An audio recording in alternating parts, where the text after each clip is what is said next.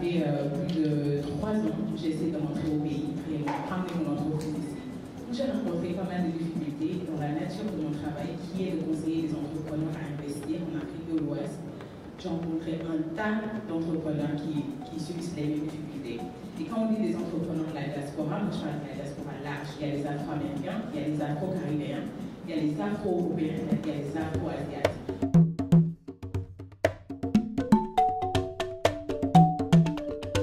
Alors, bonjour, je m'appelle Aïssata Sow Mersoro, je suis la chargée de communication du Salon international de Dakar. Alors, pour l'idée du Salon international de Dakar, elle nous a appelés en disant, écoutez, moi j'ai un projet, c'est de rentrer au Sénégal, mais on a parfois des difficultés, comme on l'a dit, de rentrer, d'imposer, de créer son entreprise, et j'ai une solution.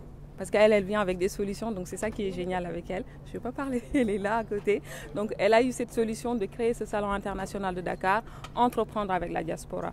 L'idée c'est qu'au-delà de nos besoins personnels de rentrer et tout ça, c'est de pouvoir créer un réseau d'entrepreneurs de la diaspora et des entrepreneurs locaux, de se dire qu'on a plein de choses à créer ensemble, à échanger, on a un business à développer, on a l'Afrique à développer. On n'a pas besoin que d'autres viennent le faire à notre place. Ils peuvent contribuer, il n'y a pas de souci. Mais d'abord, nous, on le fait. Et après, on le fait pour nous, en tant qu'Africains, pour l'Afrique. Et ça peut passer par le salon qui va recevoir des entrepreneurs du monde entier. Parce que c'est pratiquement tous les continents qui sont représentés. C'est à travers la pêche, l'agroalimentaire, tout ce qui est consulting et services, tout ce qui est communication, entrepreneuriat culturel.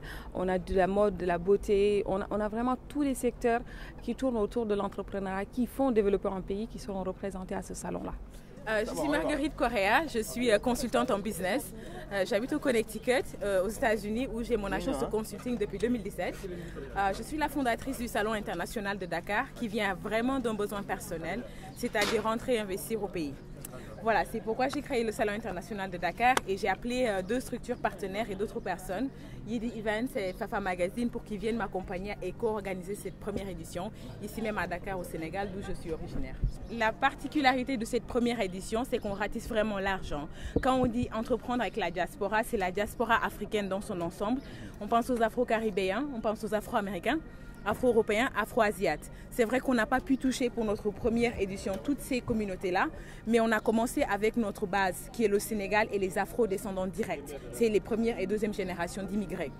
Donc, pour nous, entreprendre avec la diaspora, c'est vraiment une solution, c'est une réponse aux problèmes d'entrepreneuriat en Afrique, mais surtout les problèmes que la diaspora africaine elle-même rencontre à l'international dès qu'on décide de revenir au pays ou même de faire des affaires avec le Sénégal.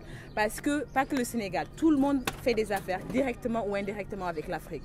Donc maintenant, on pense que c'est le siècle de l'Afrique. Nous, on doit pouvoir tirer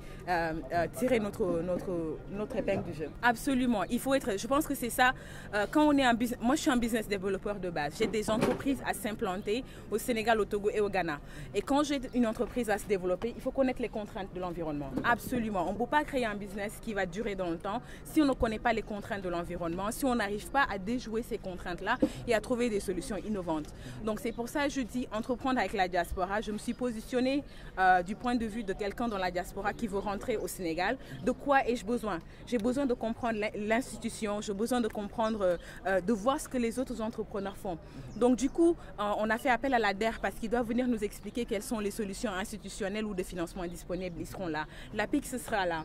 On a contacté des ministres d'État, etc. Ils seront là, on espère. Donc c'est pour dire qu'on essaie de répondre à une problématique. Et aussi, on a aussi il faut, en tant qu'entreprise, je dois brainstorm, je dois venir voir ce que la concurrence fait, comprendre et aussi proposer une solution compétitive. Donc le Salon international de Dakar, c'est vraiment regroupe tous les ensembles de solutions qu'un entrepreneur peut venir en non-lieu et trouver. Donc c'est ça sa particularité. Et aussi, on veut que les gens se rappellent que l'Afrique, c'est le présent et le futur. C'est vraiment ici. Everyone is here. Tout le monde est là. Nous, les Africains, on doit être là. L'Afrique se développera avec ou sans nous. Donc pourquoi est-ce qu'on n'est pas là ?